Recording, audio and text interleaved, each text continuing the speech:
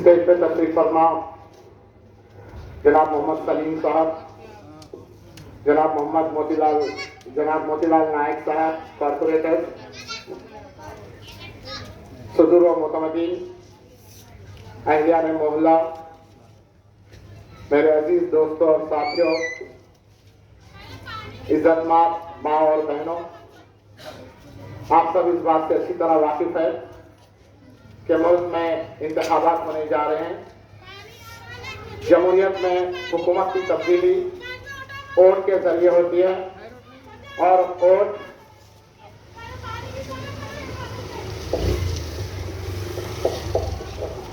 हम सबका एक हथियार है जिसके जरिए हम हुकूमतों को बदल सकते हैं, नई हुकूमतों को ला सकते हैं। जैसा कि गुज़िश्ता 6 महीने पहले आप देखें क्या तेलंगाना रियासत में एक हुकूमत थी और आवाम अपने वोट के जरिए वो हुकूमत को बर्खास्त करी और एक नई हुकूमत बनी। तो इस जमहूरियत का एक हिस्सा है इंतखाबात, और यहाँ पे आपको और मेरे को एक मौका फराहम होता कि आप और मैं अपने पसंद के उम्मीदवार को, असेंबली को, पार्लियामेंट को और बल्दिया को भेजूं। मगर पिछले 75 साल में जितने इलेक्शन हुए और अब जो इलेक्शन होने जा रहा है वो बिल्कुल मुख्तलिफ है। पिछले 75 साल में हम एक आम नुमाइंदों को अपने मुंतखब करके पार्लियामेंट को, असेंबली को और बल्दिया को भेज रहे थे, मगर इस बार सिर्फ अपने नुमाइंदों को मुंतखब करके नहीं भेजना है, बल्कि एक ऐसे हालात का हमारे को डट के मुकाबला करना है जहाँ पे जो हिंदुस्तान में जो दस्तूर नाफिजुल अमल है, ऐसी हुकूमत जो उस दस्तूर को खत्म करने की तैयारी कर रही है, मुख्तलिफ तरीकों से जो है उसको बर्खास्त करने की तैयारी कर रही है। कहीं पे जो है तलाशा के जरिए हमारे दस्तूर में हमको जो आज़ादी और किसी को छीनने की कोशिश की गई। अब CAA के जरिए जो है हमारे हिंदुस्तान के शहरी बाकी रहना देना नहीं चाह रहे। उसी तरीके जो है तरह तरह के नए नए कवानीन लाने की कोशिश कर रहे हैं, और ये नए नए कवानीन सिर्फ और सिर्फ उनका मकसद ये है कि सारे हिंदुस्तानियां जो है अब अपना वोट देने का जो हक है, जो हर 5 साल में आपको मेरे को हक मिल रहा है, वो हक भी जो है खत्म कर दिया जाए और एक ऐसी हुकूमत को तश्कील दे देना चाह रहे हैं जिसमें सिर्फ मनमानी हो, जिसको चाहे पार्टी अपना सदर चुन लेंगे और वही सदर जो है हुकूमत का जिम्मेदार होगा, जैसा कि चाइना में हो रहा, जैसा कि रशिया में हो रहा। रशिया में इंतखाबात होते बज़ाहिर, मगर वो इंतखाबात में हकीकत कुछ नहीं होती। पुतिन पिछले 30 साल से सदर का ओहदे पे कायम है, कभी वजीर आजम बनते, कभी सदर बनते, कभी वजीर आजम बनते, कभी सदर। पुतिन से हट के और कोई आगे बढ़ रहा नहीं और कुछ काम कर रहा नहीं। और उसी तरीके से चाइना में जो है कम्युनिस्ट पार्टी ऑफ इंडिया एक ही पार्टी है, उसके अंदर से जो आदमी चुन के आ रहा वही सदर बन सकता और दूसरे को कोई मौका ही नहीं मिल सकता। तो वहां पे आवाम के वोट की आवाज कोई हैसियत बाकी नहीं रह जा रही और सिर्फ कुछ जमातों की अपनी हैसियत बाकी रह जा रही। तो आज जब हमारा दस्तूर खतरे में है, ये जो 10 साल से जो हुकूमत हमारे पास काम कर रही है, वो हुकूमत आपकी और मेरी खिदमत नहीं कर रही है, बल्कि वो हुकूमत कुछ एक 10-15 खानदानों की गुलामी कर रही है। वो 10-15 खानदानों में जो है अडानी, अंबानी और जो हिंदुस्तान के दौलतमंद है, जो कानून बनाया जा रहा है उनके खातिर बनाया जा रहा है, जो भी मामला तय किए जा रहे हैं सब उनके लिए किए जा रहे हैं। नोटबंदी का मामला जो आया था अंबानी को फायदा पहुंचाने के लिए आया, और ये ज़राअत के बारे में जो 3 कानून लाए थे जिसके आज से किसान 1 साल तक एहतजाज करे, वो अगर कानून पास हो जाता तो हिंदुस्तान का किसान जो है लाचार हो जाता, उन्हें माल तो पैदा कर सकता था मगर उसको अपनी कीमत नहीं मिल सकती थी। मगर सलाम करना चाहिए पंजाब और हरियाणा के किसानों को कि उन्होंने मुसलसल 1 साल तक जिद्दोजहद की और बिल आखिर जो है गवर्नमेंट को मजबूर होकर वो कानून वापस लेना पड़ा। पर अब ये जो इंतखाबात होने जा रहे हैं, अगर ये इंतखाबात में अब जो मौजूदा पार्टी है अगर वो इख्तियार में आ गई तो ये हमारा दस्तूर बाकी नहीं रहेगा। ये दस्तूर अगर बाकी नहीं रहेगा तो हमको क्या क्या नुकसान होने वाला है। और ये दस्तूर की वजह से जो सहूलतें आपको और मेरे को हासिल है कि आज मैं बात कर सक रहा हूँ, आप मेरी बात सुन सक रहे हैं, आप अपनी नाराजगी का इजहार कर सक रहे हैं। जैसा अभी मेरी बहन बोलते हुए जा रही थी कि आप पानी की कमी है उसको पूरा करो, ये बोलने का भी उस दिन हक बाकी नहीं रहेगा, या खड़े के बात करने का भी हक बाकी नहीं रहेगा, कॉर्पोरेटर साहब से पूछने का भी हक बाकी नहीं रहेगा, एमएलए साहब के पास जाके दारुसलाम में जाके बात करने का हक नहीं रहेगा, पार्लियामेंट में जाके बात करने का हक नहीं रहेगा। उनको जो समझ में आए वो करेंगे, दिन बोले तो दिन, रात बोले तो रात, सूरज निकला हुआ भी है दोनों बोले नहीं निकला हुआ है, बोले तो आपको नहीं निकला हुआ ये बोल रहा, ऐसे ही होने जा रहा है। तो क्या अब हम ऐसी हुकूमत की तरफ जाना बेहतर है या हमारी हुकूमत को बदलना जरूरी है? तो ये हुकूमत आज जो आपको और मेरे को जो सहूलतें मैसर है ये फुटक में नहीं मिली, ये फुटक में नहीं दिए, हमारे पे इनका कोई एहसान नहीं है। बल्कि हम जो है इस मुल्क को बनाने में हमारे आबा व अजदाद अपना खून पसीना जो है इसमें लगा दिए और उसके बाद ये मुल्क बना।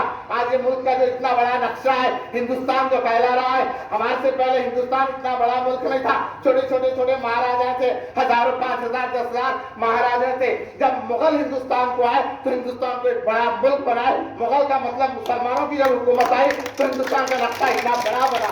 और आज हमारे से पूछते तुम क्या करे, तुम क्या करे। जब हिंदुस्तान की तकसीम हो रही थी तुम पाकिस्तान को नहीं बचा सके, बांग्लादेश को नहीं बचा सके, नेपाल को नहीं बचा सके, श्रीलंका को नहीं बचा सके। इनका यही रवैया रहा तो हिंदुस्तान के नहीं ना जाने और कितने टुकड़े होंगे। और ये जो दस्तूर में हमारे को आपकी सहूलत हासिल है, ऐसे ही प्रोजेक्ट में नहीं मिली। इस मुल्क को सींचने के लिए हमारे आबा व अजदाद की क्या क्या कुर्बानियां थी वो देखो आप। नवाब सिराजुद्दौला जो बंगाल के नवाब थे, जब अंग्रेज हिंदुस्तान में दाखिल हो रहे थे तो नवाब सिराजुद्दौला उनका डट के मुकाबला करे। 3 जंगें भी नवाब साहब के साथ 3 जंगें भी वो जीत नहीं सके और चौथी जंग में जो है साजिश के जरिए नवाब सिराजुद्दौला को जो है हरा दिया गया। वो भी उनके भांजे उनके साथ मिले और वो हार गए। और टिपू सुल्तान मैसूर के जब ये साउथ इंडिया में दाखिल होने की कोशिश कर रहे थे, जुनूबी हिंदुस्तान में अंग्रेज दाखिल होने की कोशिश कर रहे थे, कोई अन्ना दुर्रा कोई आगे नहीं बढ़ा। मेरा एक टाइगर टिपू सुल्तान आगे बढ़ा और अंग्रेजों का मुकाबला करा और वो भी 3 जंगें लड़ा। 3 जंगों में भी रात मुकाबले में वो कामयाब नहीं हुए। फिर वहां पे भी एक साजिश की गई और टिपू सुल्तान को जो है शहीद कर दिया गया और उसके बाद साउथ इंडिया में अंग्रेजों का दाखिला हुआ। फिर इसके बाद आखिरी ताजदार मुगल शहंशाह बहादुर शाह जफर जो अंग्रेजों के मुकाबले के लिए आए और सारे हिंदुस्तान के छोटे राजे महाराजाओं को इकट्ठा करके अंग्रेजों के मुकाबले की जब तैयारी करे तो उसमें बड़ी कुर्बानी बहादुर शाह जफर को देनी पड़ी। बहादुर शाह जफर को कैद कर लिया गया और उनके नाश्ते में तश्त में क्या पेश किया गया आपको अंदाजा उसका। जब उनके सामने तश्त लाया गया तो उस तश्त में उनके दोनों साहबजादों के सर थे। और क्या चाहिए, हम हमारे साहबजादों की कुर्बानी दे दिए, हम अपनी जान की कुर्बानी दे दिए, हम माल की कुर्बानी दे दिए। और फिर जब मुल्क अंग्रेजों को मुल्क से आजाद कराना था क्योंकि इख्तियार मेरा गया था, मेरी हुकूमत गई थी, मैं वो तकलीफ में था और कोई तकलीफ में नहीं थे, तो उनको बाहर निकालने के रास्ते भी आगे बढ़ा तो मैं आगे बढ़ा, मेरे आबा व अजदाद आगे बढ़े, मोहम्मद अली जौहर आगे बढ़े, मौलाना अबुल कलाम आजाद आगे बढ़े और बहुत बड़े जो है उस वक्त के बहुत बड़े बड़े उलमाए दीन। आज जो जमीयतुल उलमा हिंद है उसका बहुत बड़ा कारनामा है। जमीयतुल उलमा हिंद इस आजादी की लड़ाई में जब सबसे आगे थी तो आप सुन के आपके काना फट पड़ेंगे कि जब जमीयतुल उलमा हिंद बहुत जोर के साथ अंग्रेजों को मुल्क से बाहर करने की कोशिश करी तो 5,000 से ज्यादा जमीयतुल उलमा के आलिमों का सर काट के उनके मुंडियों को जो है दिल्ली से लेके असम तक जो है जो बड़ी हाईवे थी उस पर लटका दिया गया ताकि जो लोगों को डराने के वास्ते देखो जो हमारे खिलाफ उठेगा उसका ये ऐसा की क्या देगा और क्या चाहिए आपको। और अगर हिंदुस्तान में की अगर कोई पहचान है दुनिया में तो वो कैसे है, चार मीनार से। चार मीनार कौन दिए, खुली कुतुब शाह दिए। चार मीनार उस वक्त खुली कुतुब शाह बनाए तो दिन बनाने के लिए नहीं बनाए, गरीबों को कुछ काम दे दूं, उनका कुछ पेट भर दूं, उनको कुछ दे दूं। बल्कि जो है चार मीनार की तामीर हुई, जब तामीर हो रही थी तो हजारों लाखों लोगों को रोजगार मिला। तामीर के बाद आज हिंदुस्तान के अंदर सारी दुनिया से जो टूरिस्ट आते, जब हमारे एयरपोर्ट पे उतरते तो एयरपोर्ट पे उतरने के बाद से जो हिंदुस्तानी गवर्नमेंट को पैसा मिलता उन्हें यहाँ से छोड़ के घर तक पैसा मिलते रहता। टूरिज्म में इतना पैसा हिंदुस्तान को आ रहा, वो कौन सी चीजों को देखने से आ रहा, ताजमहल देखने के वास्ते आ रहे सारी दुनिया से लोग। ताजमहल कौन बनाए, मुगल शहंशाह शाहजहां बनाए। कुतुब मीनार देखने के लिए आ रहे, कौन बना, कुतुबुद्दीन ऐबक बना। वो इमारतें आज खदीम हो चुकी है, 400 500 किला गोलकुंडा खदीम हो चुका है, मगर आज भी यहाँ की हुकूमत को कमा के दे रहा है, फुकट में नहीं खड़े किए। उससे जो कमाई हो रही इनका जो है हजारों लाखों रुपए का जो है कि अदा किया हुआ है। और फिर हमारे से पूछते तुम क्या करें, तो इस पे हमारा सबसे ज्यादा हक है, इसके ऊपर हम इस पे सबसे ज्यादा हमारा हक है। आज हमारी जो है हमारा ही हक छीनने की कोशिश की जा रही है। खुदा ना खास्ता ये हुकूमत लौट के आएंगी तो सब में पहले जो है सीए और एनआरसी जब नाफिज क्या देगा तो अन्ना दुर्रा क्रिश्चियन ब्रदर सिख किसको सब में ज्यादा तकलीफ नहीं पहुंचने वाली है, सब में ज्यादा तकलीफ पहुंचने वाली है तो मेरे को और आपको पहुंचने वाली है। तो आपको और मेरे को आज बहुत सोच समझ के फैसला करने की जरूरत है, बहुत सोच समझ के जो है अपना वोट का इस्तेमाल करने की जरूरत है। और हिंदुस्तान की पार्लियामेंट में कांग्रेस भी है, बीजेपी भी है, टीडीपी भी है, बहुत सारी पार्टियां हैं। 545 अराकीन पार्लियामेंट है, मगर 545 अराकीन पार्लियामेंट में मेरे कायद की बड़ी खास खुसूसियत है। मेरे कायद से मुराद बैरिस्टर असदुद्दीन अवैसी साहब की एक खास खुसूसियत है। वो खास खुसूसियत ये है कि मेरा कायद जो है 2 मरतबा जो है बेस्ट पार्लियामेंटेरियन का अवार्ड हासिल करा। तो कैसा हासिल कर सका?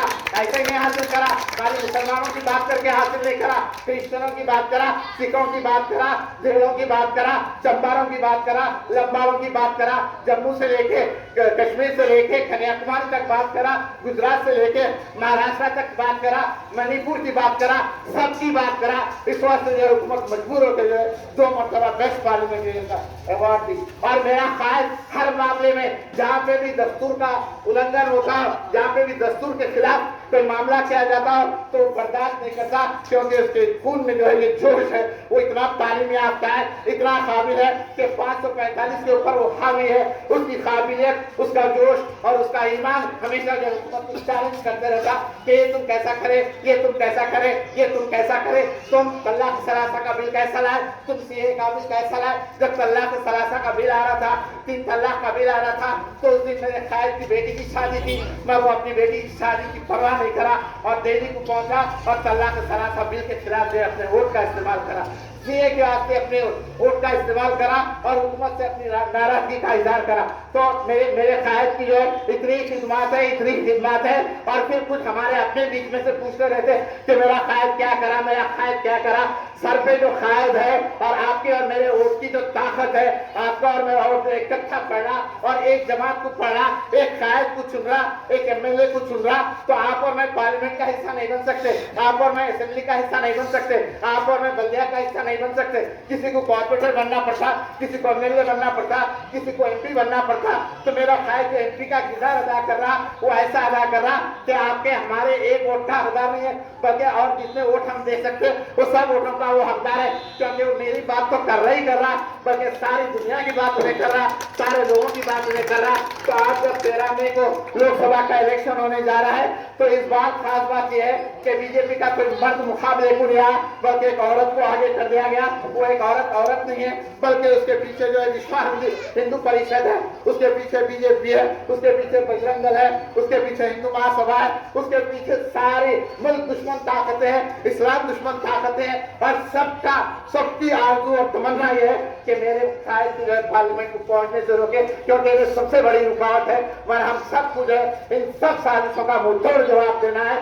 और जैसा कि आपको मालूम है, सालाना मिलत पहली मरतबा जब पार्लियामेंट को पहुंचे तो उसमें जो है मेरी माँ और बहनों के वोट का बड़ा दखल था।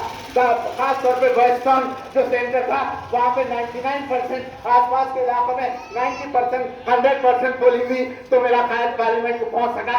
तो आज फिर एक मरतबा जहाँ मेरे भाइयाँ वोट देने जा रहे हैं, मेरे बुजुर्ग वोट देने जा रहे हैं, वो अपने घर से अपनी माँ, बहनों, बेटियों को जरूर ब जरूर साथ ले जाए और 100% जो है पोलिंग कराने की कोशिश करें, ताकि सारी फिस्ताई ताकतों का आप मैं मुंहतोड़ जवाब दे सके। मजलिस इत्तेहाद मुस्लिमीन का निशान पतंग है। 13 मई को आप सब काम काज छोड़ दीजिए, सब काम काज छोड़ दीजिए। आपको सुनकर ताज्जुब होगा, केरला हिंदुस्तान की सबसे तालीम याफ्ता रियासत है और सबसे पैसे वाली रियासत है और सबसे ज्यादा मुसलमान है और सबसे ज्यादा केरला के मुसलमान दुबई और सऊदी अरब में है। मगर वो लोग अपना कामकाज छोड़ के, अपनी नौकरी छोड़ के, एयरलाइन का टिकट लगा के पूरे के पूरे जो रोजाना केरला की सरजमीन पे उतर रहे हैं, ताकि जो है ऐसी दुश्मन ताकतों का मुकाबला करे, एक सेक्युलर हुकूमत कायम हो सके। तो आज आप और मैं और जहाँ पे जहाँ भी रह रहे हैं उन सबको यहाँ बुलाओ, सबको जिसका वोट यहाँ पे है वो वोट का पूरा इस्तेमाल करने की कोशिश करो। शुक्रिया।